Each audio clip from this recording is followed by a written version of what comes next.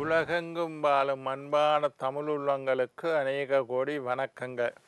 நல்ல நேரம் நிகழ்ச்சியூடாக நல்லதே நினைப்போம், நல்லதே நடக்கும், நலமாயிருப்போம். இன்றைய தினம் 5ஆம் தேதி 4ஆம் மாதம் 2025 மந்தவாசரம் என்று சொல்லக்கூடிய சனிக்கிழமை. குரோதி வருடம் பங்குனி மாதம் 22ஆம் நாள். அட்டமி திதி, திருவாதிரை நட்சத்திரம், சித்த யோகம், மகா அஷ்டமி என்று சொல்லக்கூடிய நாள். இன்றைய தினம் ராகு காலம் 9 மணி 9 நிமிடம் முதல் 10:39 வரை. இன்றைய தினம் யமகண்டம் 1:39 முதல் 3:09 வரை. இன்றைய தினம் நல்ல நேரம் 3:09 முதல் 4:39 வரை. இன்றைய தினம் சந்திராஷ்டமம், அனுஷம் கேஷ்டை நட்சத்திரக்காரர்களுக்கு சந்திராஷ்டமம். என்ன நேர்களே, வாருங்கள் இனி இன்றைய தினத்திற்குண்டான ராசி பலன்களை பார்க்கலாம்.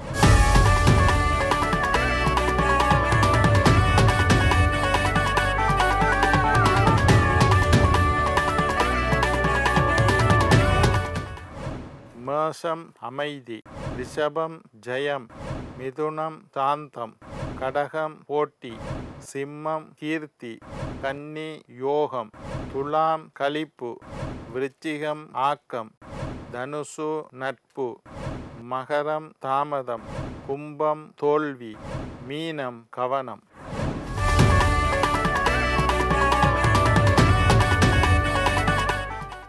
ஆன்மீக தகவல் பகுதியில் தொடர்ந்து உங்களை சந்தித்து வருவதில் மட்டற்ற மகிழ்ச்சி அடைகின்றேன். ஒவ்வொரு நாளும் ஒவ்வொரு புதிய அற்புதமான ஆன்மீக தகவல்களை உங்களோட பகிர்ந்து கொண்டு இருக்கிறோம். அந்த வகையில் இன்றைய தினமும் சில நல்ல விஷயங்களை உங்களோட பகிர்ந்து கொள்ளலாம் என்று காத்திருக்கிறேன். எங்களுடைய நிகழ்ச்சிக்கு நீங்கள் தரக்கூடிய ஆதரவு என்னை மகிழ்ச்சி அடைய செய்கின்றது. இன்றைக்கு ஆஞ்சநேயரை பற்றி நாங்கள் பார்க்க போகிறோம். இதுக்கு முன்னுக்கும் நிறைய தரம் ஆஞ்சநேயரை பற்றி பலவிதமான தகவல்களை உங்களோட பகிர்ந்து கொண்டு இருக்கிறேன். முதலாவது ஆஞ்சநேயர் சிரஞ்சீவி. சிரஞ்சீவின்னா என்ன? மரணம் இல்லாதவர் ஆஞ்சநேயர். கொஞ்சம் பேர் இருக்கணும் மரணம் இல்லாத ஆக்கள் என்று. பரசுராமர் என்று ஒருத்தர் இருக்கார். தசாவதாரத்தில் ஒருத்தர் பரசுராமர். அவருக்கு மரணம் இல்லை, அவர் இன்றைக்கும் வாழ்ந்து கொண்டு இருக்கிறார். மார்க்கண்டேயர் என்று இருக்கிறார், என்றும் 16, அவருக்கு மரணம் இல்லை. அஸ்வத்தாமன் என்று ஒருத்தர் இருக்கார். அஸ்வத்தாமன் மகாபாரதத்தில் தெரியும், துரோணட்ட மகன் அஸ்வத்தாமன், அவனுக்கு மரணம் இல்லை. அதே மாதிரி ஆஞ்சநேயரும் சிரஞ்சீவி. ராமாயண காலத்தில் இருக்கார், மகாபாரத காலத்தில் இருக்கார், கலியுகம் என்ற இந்த யுகத்திலையும் இருக்கிறார். 4 யுகத்திலையும் அவையில் இருப்பினும் அவையில் மரணம் அடைவதில்லை. ஆஞ்சநேயருக்கு முதல் சிறப்பு சிரஞ்சீவி.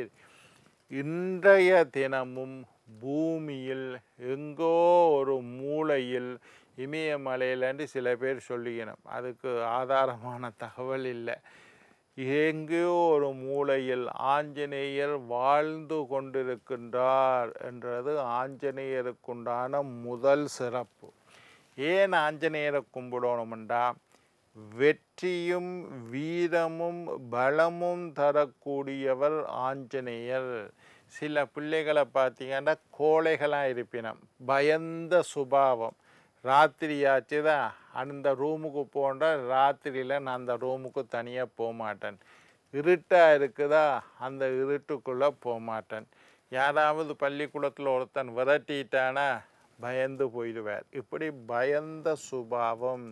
ஜாதகத்தை பாருங்கோ, 3ல் சந்திரன் இருந்தால் அவர்கள் பயந்த சுபாவம் உடையவர்களாக இருப்பார்கள்.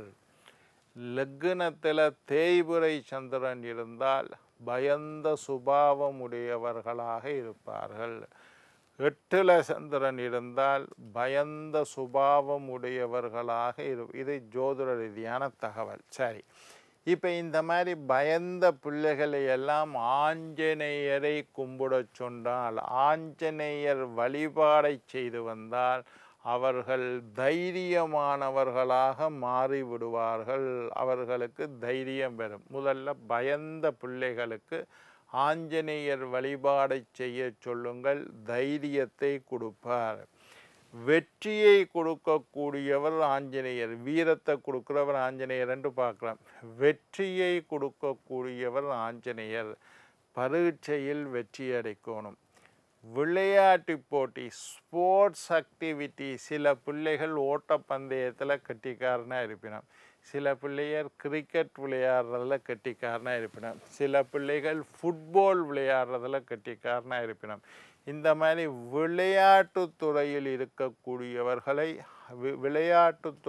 இருக்கக்கூடியவர்கள் ஆஞ்சநேயர் வழிபாடு செய்யலாம். விளையாட்டுத்துறையில் இருக்கிற பிள்ளைகளை ஆஞ்சநேயரை கும்பிட சொல்லுங்க.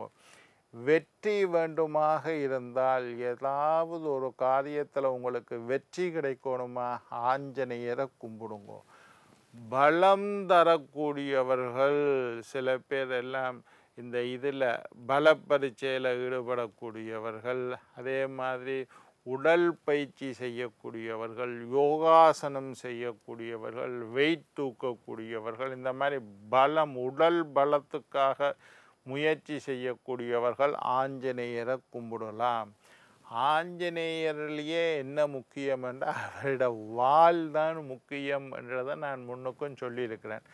ஆஞ்சநேயர் படம் வச்சா அவரோட வாள் தெரிய வேண்டும். அநேகமாக ஆஞ்சநேயர் படம் இப்படி தலைக்கு மேலே வாள் இருக்கிற மாதிரி ஆஞ்சநேயர் படங்கள் நிறைய இருக்கும்.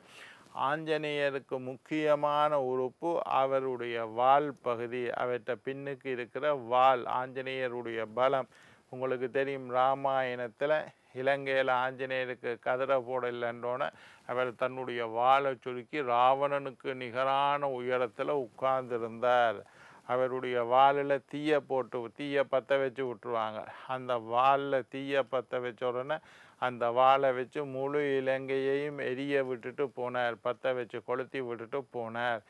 ஒரு முறை பீமன் வரைக்குள்ள அவருடைய வாளை தூக்க இயலாமல். இந்த மாதிரி ஆஞ்சநேயருடைய பலம் அவருடைய வாளில் இருக்குது. அதனால் ஆஞ்சநேயருக்கு வாள் முக்கியம்.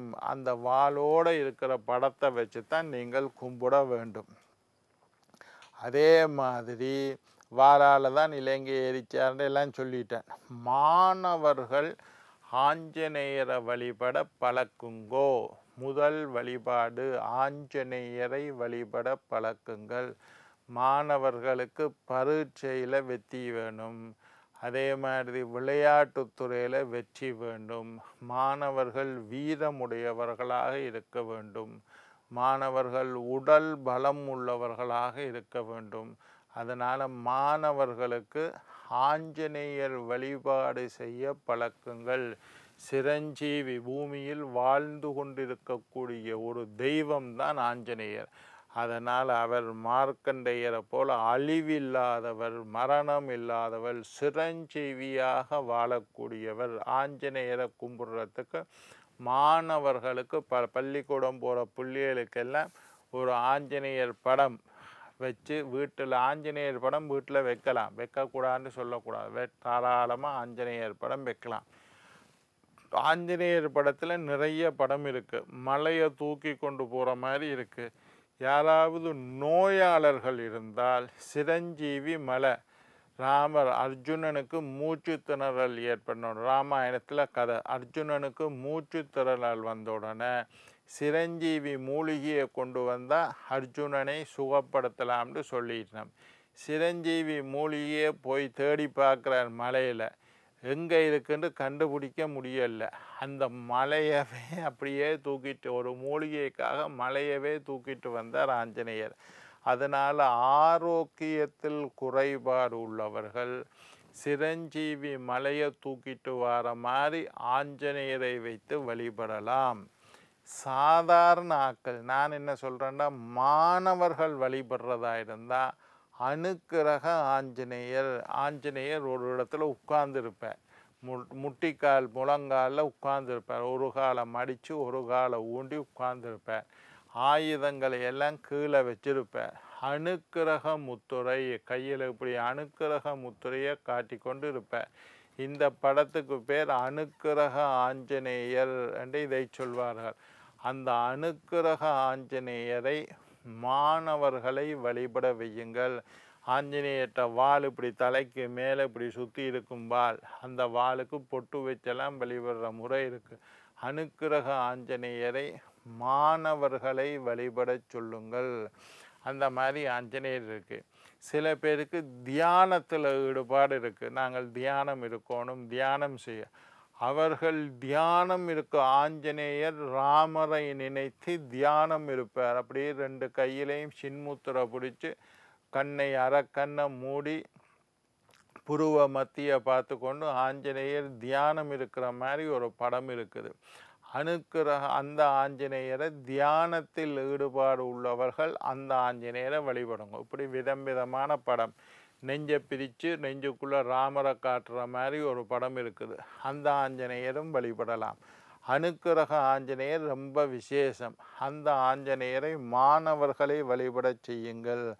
மாணவர்களுக்கு ஆஞ்சநேயர் நிறைய மாணவர்களை கேட்டால் சொல்ல, எனக்கு ஆஞ்சநேயரை விருப்பம் ஐயா, ஆஞ்சநேயர் படம். இன்னும் பூமியில் வாழ்கின்றார் என்று சொல்லிட்டேன். ராம நாமம் ஆஞ்சநேயருக்கு விருப்பமானது. ராமருடைய நாமம் எந்த இடத்துல ராம நாமம் ஜபிக்கின்றார்களோ அந்த இடத்துல ஆஞ்சநேயர் பிரசன்னமாகி இருப்பார்கள். ஸ்ரீராம் ஜெயராம் ஜெய ஜெயராம். மாணவர்கள் எல்லாம் இதை கொப்பியில் 108 தரம், ஒரு நாளைக்கு 108 தரம், ஸ்ரீராம் ஜெயராம் ஜெய ஜெயராம், ஸ்ரீராம் ஜெயராம் ஜெய ஜெயராம், இதெல்லாம் எழுதுறதுக்கு மாணவர்களுக்கு பழக்குங்க. என்ன நேர்களே, இன்றைய தினம் ஆஞ்சநேயர் வழிபாடை பற்றி பார்த்தோம். நாளை மற்றொரு நிகழ்ச்சியில் உங்களை சந்திக்கும் வரை உங்களிடம் விடைபெறுவது உங்கள் ஜோதிட சித்தர் டாக்டர் ராஜராஜ குருக்கள்.